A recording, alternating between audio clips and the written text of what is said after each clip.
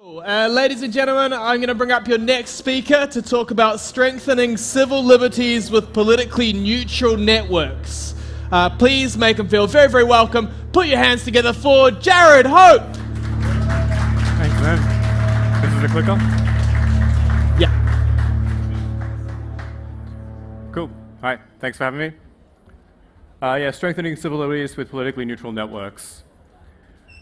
You will never know how much it costs the present generation to preserve your freedom. I hope you will make good use of it. If you do not, I shall repent in heaven that I ever took half the pains to preserve it. John Adams, the second President of the United States. September 11, 2001, 2 planes hit the World Trade Centers. World Trade Center 1, 2, and 7 all collapsed at the speed of gravity as if the steel and concrete beneath them didn't exist. They fell squarely onto their footprints, and as they landed, fear was struck into the hearts of the masses. And so too was an era was created of technological tyranny, and the surveillance censorship state was born. Underlying this, the NSA introduced a new mass surveillance program where Congress was completely unaware. It took 2 great men, Thomas Tam and Thomas Drake, to come forward in 2004-2005 to reveal this to the public. With stellar wind coupled with the Patriot Act, it allowed the United States to do dragnet surveillance on ordinary citizens, as well as any data that came in contact with any American company server, effectively enveloping the entire planet. Yet there was no real meaningful reform. And yet again, the public was not aware of this until the Snowden revelations in 2013. The freedom of a country can only be measured by its respect for the rights of citizens, and it's my conviction that these rights are in fact limitations of state power that define exactly where and when a government may not infringe into that domain of personal or individual freedoms, that during the American Revolution was called liberty, and in the Internet Revolution is called privacy. Thomas Drake would go on to say that the United States had fully unchained itself from the Constitution, and that we still do not appreciate this. It is an alien form of government, anathema to democracy. It is a crime against the sovereignty of us, we the people. And as the US does, the rest of the world follows. It takes no excuse for the authoritarian regimes of China and Russia to start implementing their own in the same image as the United States. And our Western liberal democracies were no better. In fact, the Five Eyes all implemented this, and the UK has taken this further than anybody else and ratifying it into law. We live under mass surveillance.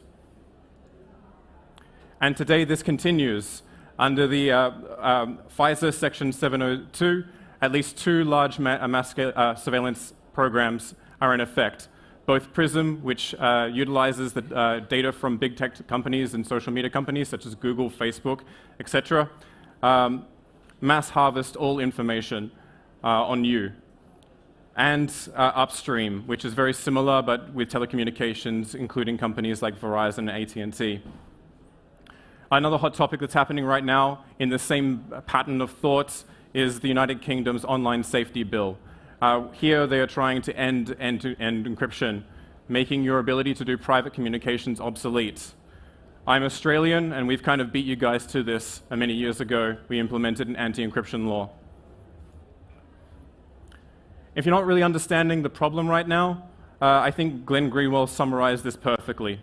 The capacity of this agency to spy on people and to know everything they do is so extreme and awesome that at any moment, pure totalitarianism could be imposed on the American people, and they would have no place to hide. Even though he was talking about America, this applies to each and every one of us in developed countries and in developing countries. The problem is the power gap between those who control this technology and the rest of us has become so immense.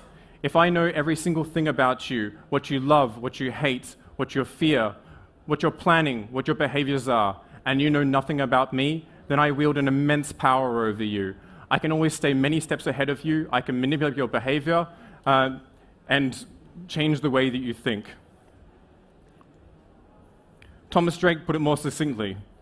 They want to own you. It is a power relationship of superior and inferior. Now, the same logic that's behind this is now what's being implemented with central bank digital currencies. Even without CBDCs, we're already seeing how political dissidents, regardless of how you think of their opinions, already being economically exiled. The introduction of CBDCs will be this same technology, except applied to the economic sphere. The economy operates independently or in spite of the state, and the ability to distort the economy and regulate the economy with CBDC-style smart contracts will be a completely new form of tyranny that I'm deathly afraid of actually coming into fruition.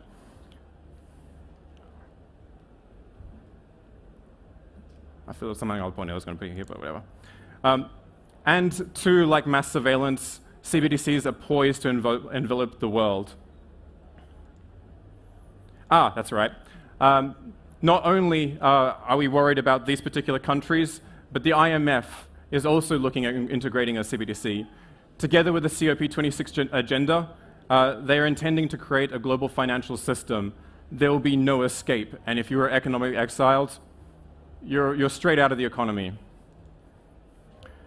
Closer to home and to our industry, in the past year, we've experienced new attacks, both in Tono Cash, which led to the threat of coercion or the willful silencing of blocks and block transactions, effectively creating transaction censorship, as well as economic blockades around crypto, also known as Operation Checkpoint 2.0.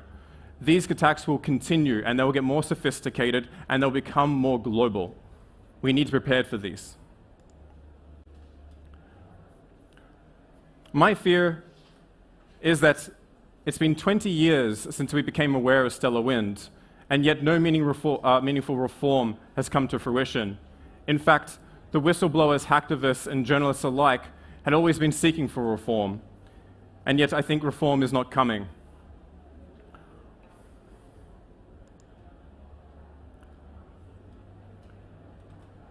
We have to hold on to our rights ourselves, and the set of rights that I'm primarily concerned with is civil liberties.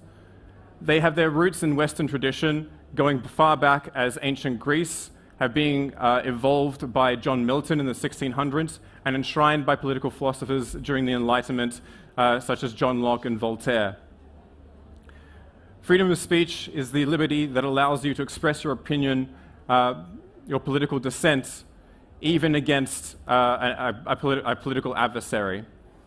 Freedom of thought is basically the same thing. If you are suppressed, you're unable to even think. You will start regulating your own behaviors, and certain topics will become completely unavailable to you or over generations.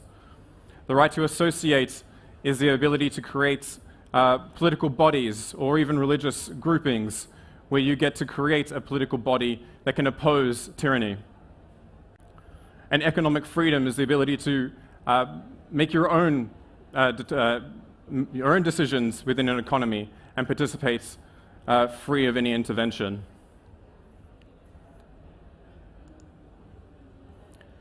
But we can feel more vindicated in advocating for this, as the Freedom House have seen for over 5 decades that the demand for freedom is universal. And whether it's the Atlantic Council, the Fraser Institute, the United Nations Development Program, time and time again we see civil liberties, freedom being strongly correlated with prosperity. In upholding these, we can create a stronger and better world. But what underpins civil liberties is a notion or a prerequisite of political neutrality.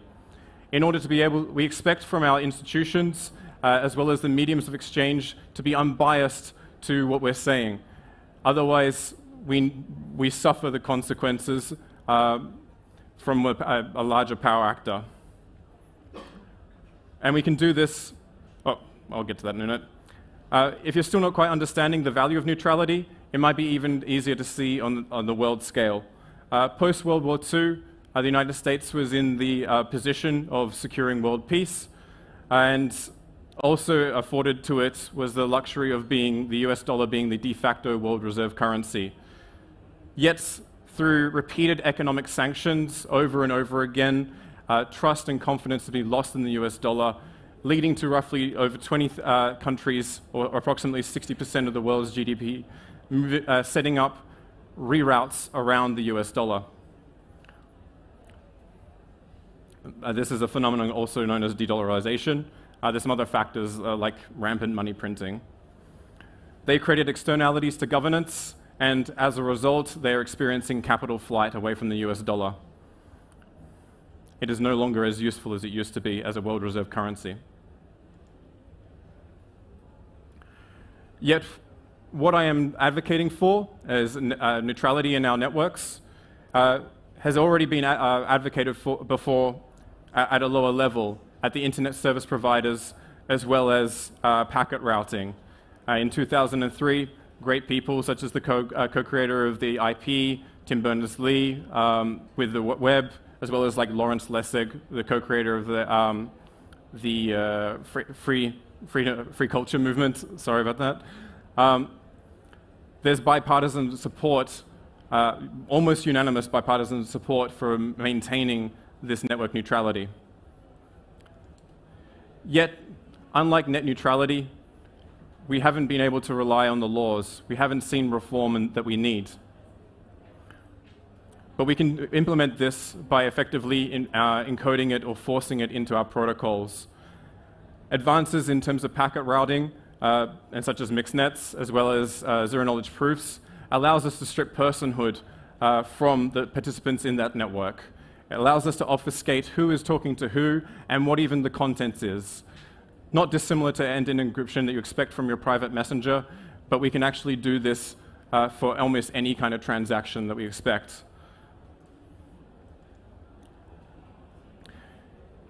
The implication of which is that if you introduce political neutrality into such a network, then you're effectively coercion resistant against a global adversary that's trying to introduce political bias into your system.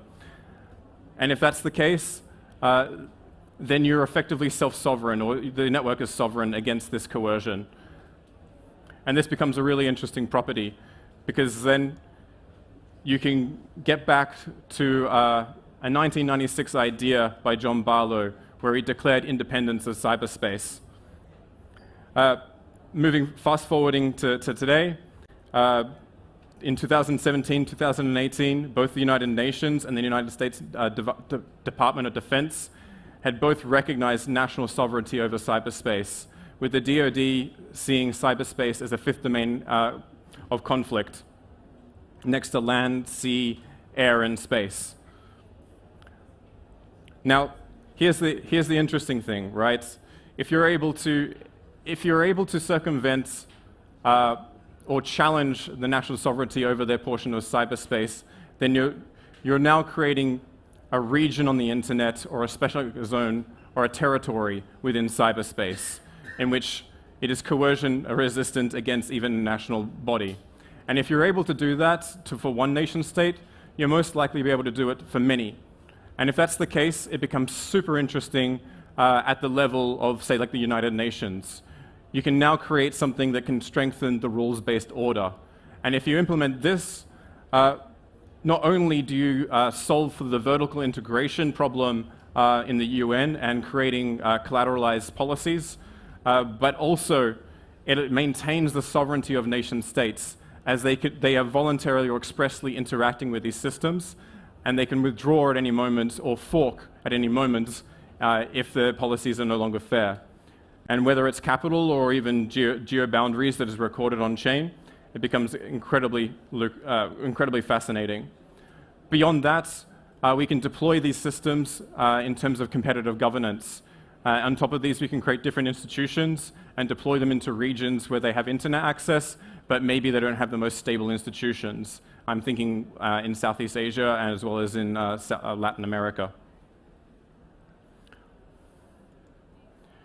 So, while I'm not quite ready to talk about this, we have been working on basically this experiment to create a privacy-focused, self-sovereign, decentralized technology stack. It'll be called Logos, and is comprised of 3 sub-protocols. One will be Nomos, which is a private modular multi-chain network, Codex, which will be a private decentralized file storage, as well as Waku, which is our private peer-to-peer messaging protocol. This underpins the status application, but we'll be using it for consensus as well as in the more broader scheme of things. Yeah, stay tuned for that. I guess we'll start talking about that towards the end of the year. Anyway, that's pretty much it for me. I'll keep it short and sweet. But to anyone who's out there who's willing to work on this sort of technologies, please reach out to me. And if not, please keep fighting. Thanks.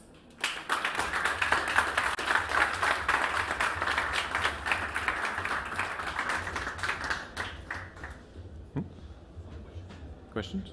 Where's the questions? Get the microphone.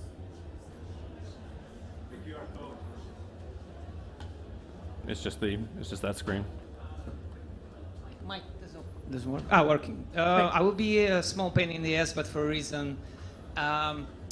What's the real role of venture capital in those stories? Since I know that you are going to fundraise more after ICO, which I'm kind of question like why, and basically what kind of partners you are seeking within the venture capital, because majority of them doesn't give a shit about your seal, right? Yeah, exactly. I mean, so I can't talk about the specific details, but we are trying to create a KYC-less donation model as the sort of primary means of doing this.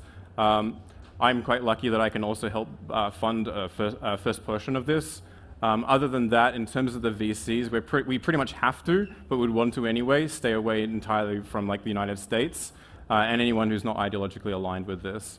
So a lot of the messaging we're putting forward is actually very explicit in what we're trying to do. And if you are not on board with that, then too bad. You know, like we're not interested in that capital. And I think to Amir's point, he's right. Like a lot of that kind of capital is as a result of money printing. And it is not ideologically aligned whatsoever. And you do not want to be beholden to those parties as they will influence the network. The other aspect of this is actually we're putting a lot of resources into developing out the community around this.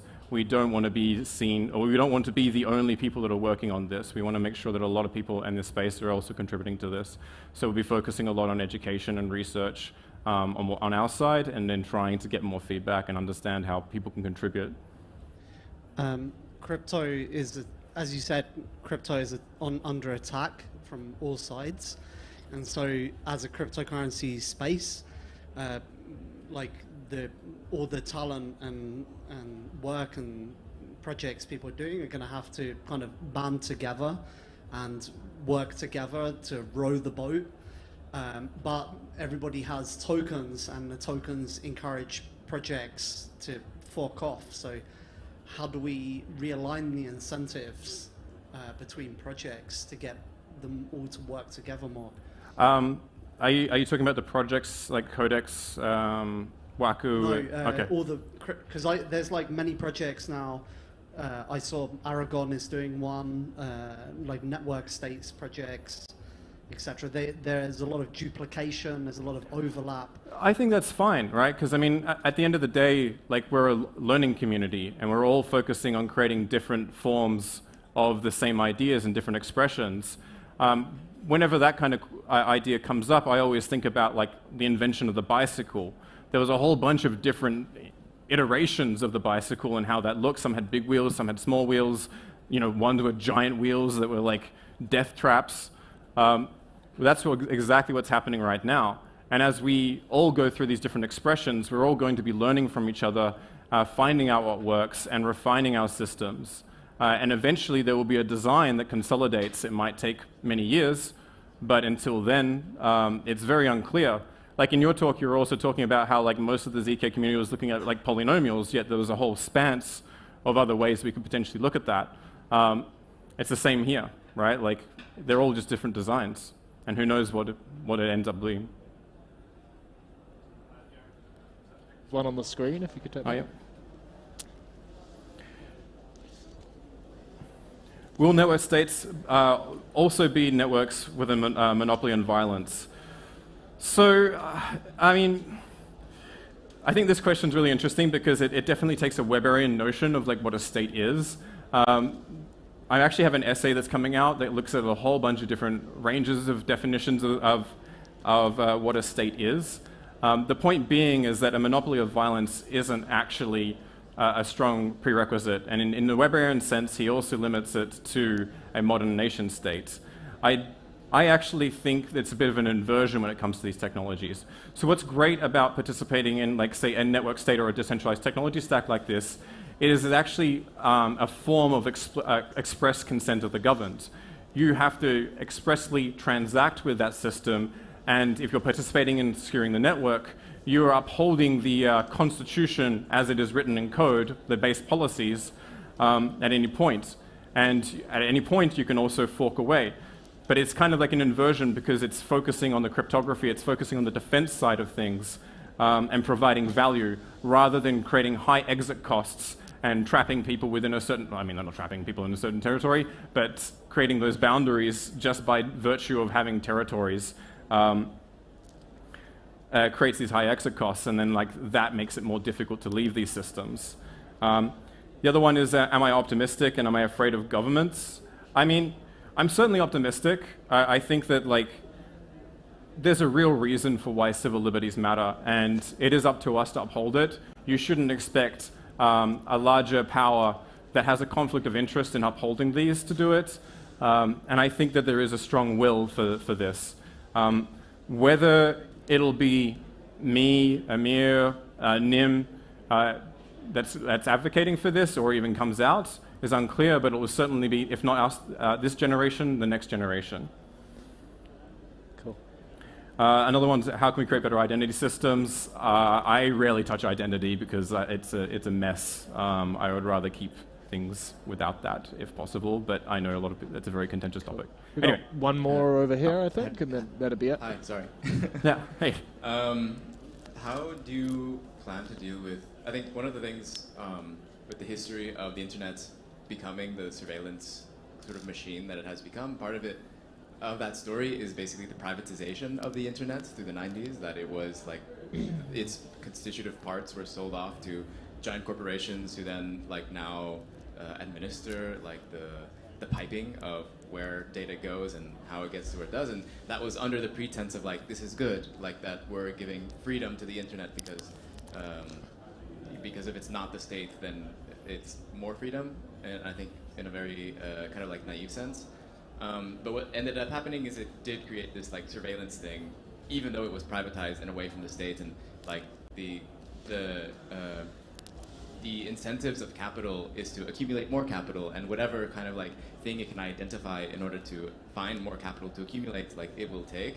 I just wonder, how do you see like the tension between that and surveillance and like building these more privacy-centric applications whenever there is always that incentive for capital to accumulate more of itself, and especially from people who are the types of people who are the same type of person who privatize the infrastructure of the internet, are the same type of people who are making these huge investments in all this new internet infrastructure.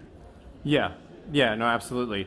So, I mean, I think that the amount of value that can be captured by this, in another talk that I do, I mentioned a quote from World Bank, where they basically outline, I think the report is from 2006, it's called like, Where is the Wealth of Nations, or something like this. But in that report, they ultimately found that rule of law was by far the largest wealth generator, even over natural resource extraction. The point being is, under this system, we're only describing the order that exists, right? And nothing that's outside of that. And the point being is that if you create this order, then you can actually create a plurality of different governing institutions on top of that. And for me, I think what I would like to see, I don't know if it will actually happen, is that there will be some kind of evolutionary Darwinian attempt of creating these different institutions, but in that search will be a maximizing value of finding the optimal set of rules for law and therefore value creation. But in terms of like the privatization, absolutely. I mean, one of the reasons why I say PRISM works the way it does is because these companies are not subject to the same rules or impositions that we can put on the government. And if we bake this stuff into the protocol, at least if you're technologically savvy, or if we create an easy enough low barrier UX to enter into them, we can at least safeguard the individual on that level. I don't know if that's a satisfactory answer, but that's all I got now. Cool. It's good, yeah. Cool. Thank you very much.